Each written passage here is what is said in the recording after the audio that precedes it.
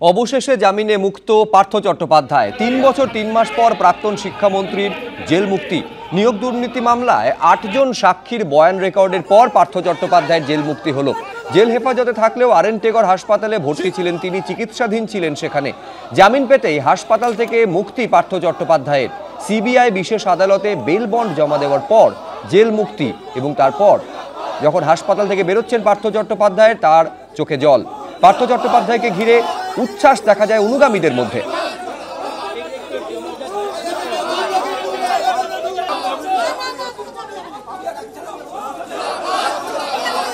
জামিন পাওয়ার পর RN টেগর হাসপাতাল থেকে তিনি গাড়িতে করে বাড়ি ফেরেন এবং বাড়িতে পৌঁছানোর পর গাড়ি থেকে নেমে হেঁটেই বাড়িতে ঢুকলেন প্রাক্তন শিক্ষামন্ত্রী।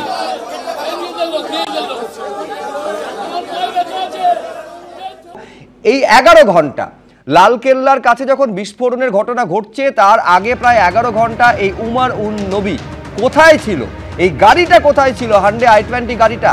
আমি এবারে টাইম লাইনটা পরপর আপনাদের সামনে রাখি। ঘড়ির কাঁটায় সকাল 7টা গতকাল হরিয়ানার ফরিদাবাদে প্রথম দেখা যায় বিস্ফোরণে ব্যবহৃত গাড়িটিকে। ফরিদাবাদে যে এশিয়ান হাসপাতাল থেকে বেরোতে দেখা যায় উমরের i20 গাড়িটি। এর ঠিক 1 ঘন্টা পরে 8টা বেজে 13 মিনিটে বদরপুর টোল প্লাজা পেরিয়ে দিল্লিতে ঢোকে বিস্ফোরণে ব্যবহৃত i20 গাড়ি। 8টা 20 মিনিটে ওখলা ইন্ডাস্ট্রিয়াল এরিয়ার কাছে এই সন্দেহভাজন গাড়িটিকে দেখা যায়। এরপর 3টে বেজে 19 মিনিটে দুপুরে লালকেল্লার কাছে পার্কিং লটে ঢোকে উমরের সাদা গাড়ি। সেখানে 3 ঘন্টা দাঁড়িয়েছিল গাড়িটি। 6টা বেজে 22 মিনিটে পার্কিং লট থেকে বেরোয় এই গাড়িটি। তার 30 মিনিট পর 6টা বেজে 52 মিনিটে সিগন্যালের কাছে হান্ডে গাড়িতে এই ভয়াবহ বিস্ফোরণ, যাতে এখনো পর্যন্ত 12 জনের প্রাণ চলে গিয়েছে।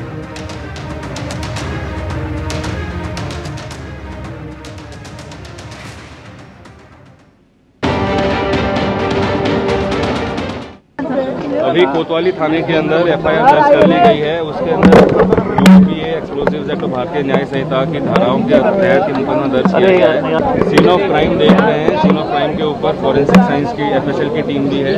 उसके अलावा और भी स्पेशलाइज एजेंसीज की, दिल्ली पुलिस की टीम भी है, NSG की टीम भी है, जो पूरे सीन ऑफ क्राइम को यहाँ पे एग्जामिन कर रही हैं, आसपास के इलाके को भी एग्जामिन कर रही हैं, और जो भी इसकी इन्वेस्टिगेशन के लिए जरूरी एविडेंसेस और ट्रेसेस हैं वो सारे कलेक्ट किए जा रहे हैं। पूरी विस्फोट में खत्म हुई है। हाँ।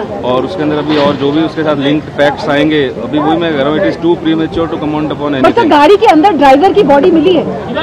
बॉडी अभी तो देखो, अभी तो चल रहा है, अभी FSL की टीम है, वो लोग उठा रहे हैं उसको, और उसके अंदर कुछ बॉडी पार्ट्स भी हैं, तो let us see how it connects.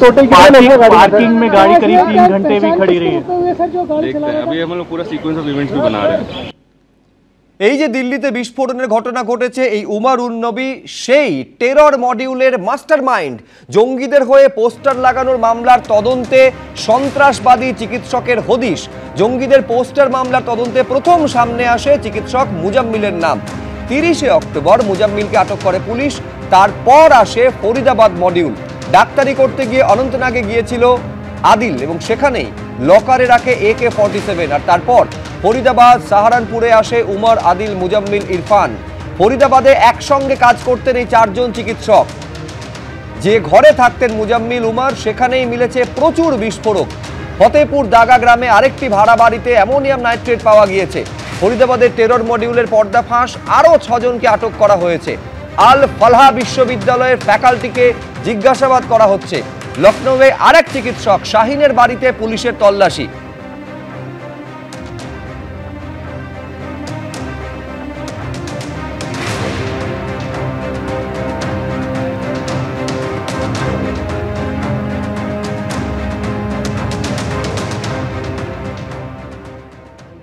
Doctor Irfan, doctor Muzammil और डॉक्टर उमर मोहम्मद, ये तीनों फरीदाबाद में थे, जबकि आदिल जो है ये रहता था सहारनपुर में, वही काम करता था। ये तीनों भी जो फरीदाबाद में रहते थे, ये वहीं के एक हॉस्पिटल में काम करते थे।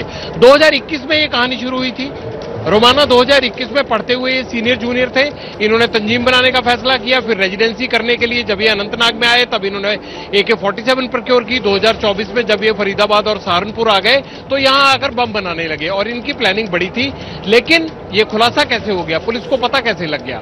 अक्टूबर के महीने में ही कुछ टेररिस्ट ऑर्गेनाइजेशन के पोस्टर्स जम्मू कश्मीर में बांटे गए। घाटी में इन पोस्टर्स को लेके पुलिस ने जांच शुरू की तो मुजम्मिल का नाम आया। मुजम्मिल गनी को जब पकड़ा गया तो उसके बाद पता लगा कि इसका बॉस तो उमर है और ये लोग बम बनाने की फैक्ट्री तैयार कर रहे हैं एक तरह से फरीदाबाद में। तो उसके बाद फरीदाबाद पुलिस और जम्मू कश्मीर पुलिस ने जब रेड किया तो दौज और फतेहपुर टागा गांव में इनकी फैक्ट्री पता लगी, इनका गोदाम पता लगा, बम बनाने का सामान मिला।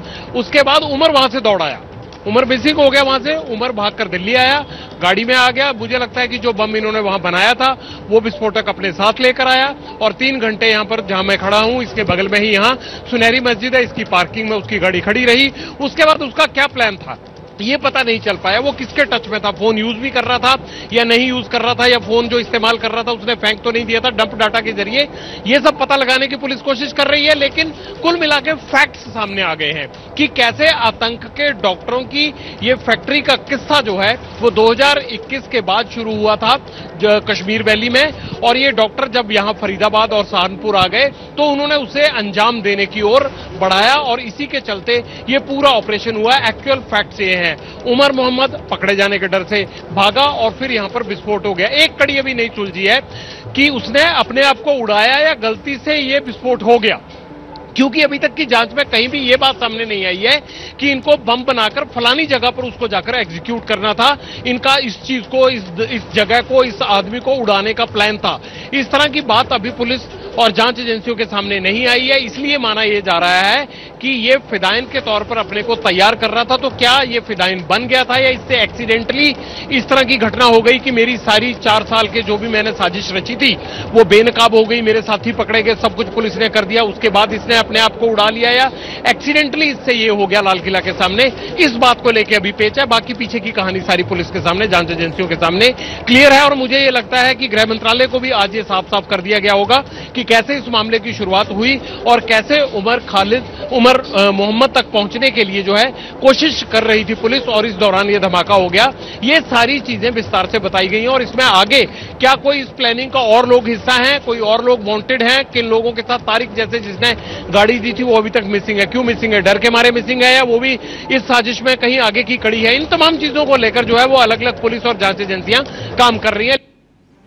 এই বিস্ফোরণের ঘটনায় রক্তাক্ত হয়েছে দিল্লি, 12 জনের প্রাণ চলে গিয়েছে। কলকাতাতেও নিরাপত্তা বাড়ানোর নির্দেশ দেওয়া হয়েছে।